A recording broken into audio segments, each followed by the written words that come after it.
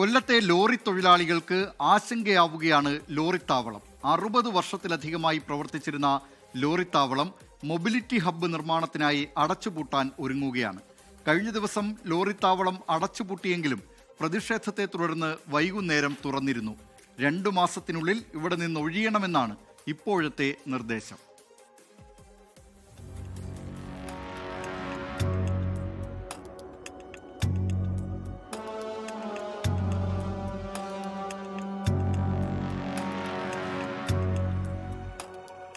കൊല്ലം നഗരസഭയ്ക്ക് കീഴിലെ FCI ഗോഡൌണിന് സമീപം പ്രവർത്തിക്കുന്ന ലോറിത്താവളത്തിന് കൊല്ലത്തോളം ചരിത്രമുണ്ട്.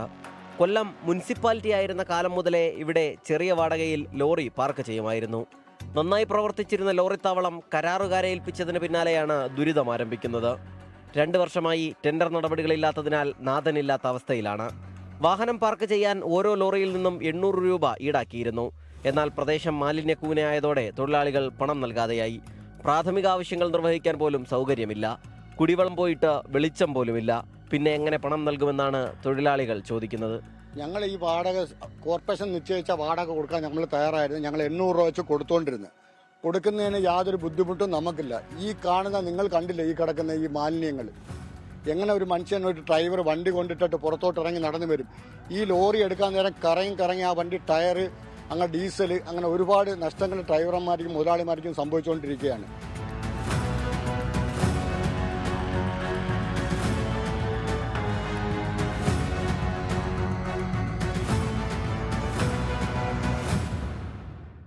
FCI ഗോഡൌണിനും സിവിൽ സപ്ലൈസ് ഗോഡൌണിനും അടുത്താണ് ലോറിത്താവളം.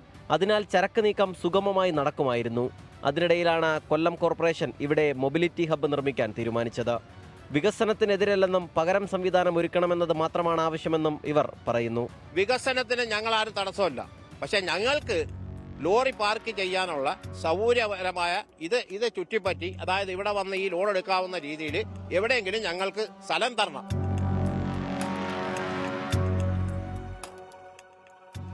അതിനിടയിലാണ് കഴിഞ്ഞ ദിവസം ഉച്ചയോടെ റവന്യൂ ഉദ്യോഗസ്ഥരെത്തി 2 ഗേറ്റുകളും പൂട്ടി സീൽ ചെയ്തത്. 35ഓളം ലോറികൾ ഈ സമയത്ത് വളപ്പിൽ പാർക്ക് ചെയ്തിരുന്നു.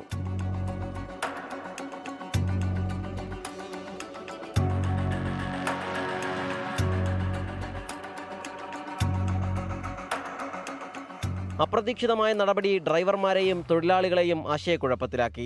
പിന്നാലെ വിവിധ യൂണിയൻ നേതാക്കൾ കോർപ്പറേഷൻ സെക്രട്ടറിയുമായി ചർച്ച നടത്തിയ ശേഷം വൈകുന്നേരം തുറന്നുകൊടുത്തു. സാധാരണക്കാരെ കണ്ണീര് പോലും മനസ്സിലാക്കാത്ത ഈ കൊല്ലം കോർപ്പറേഷൻ എന്തോ ഇവിടെ കാണിക്കുന്നതെന്ന് നമുക്കറിയത്തില്ല. ഇതണക്ക് നിരവധി കൊള്ളയന്മായ്മയെ കാണിച്ചുകൊണ്ടിരിക്കുന്നത്. അതിനോട് നമുക്ക് യോജിക്കാൻ പറ്റത്തില്ല.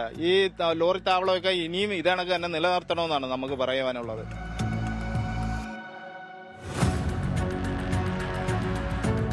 രണ്ട് മാസത്തിനുള്ളിൽ ഇവിടെ നിന്ന് ഒഴിഞ്ഞു കൊടുക്കണമെന്നാണ് നിർദ്ദേശം.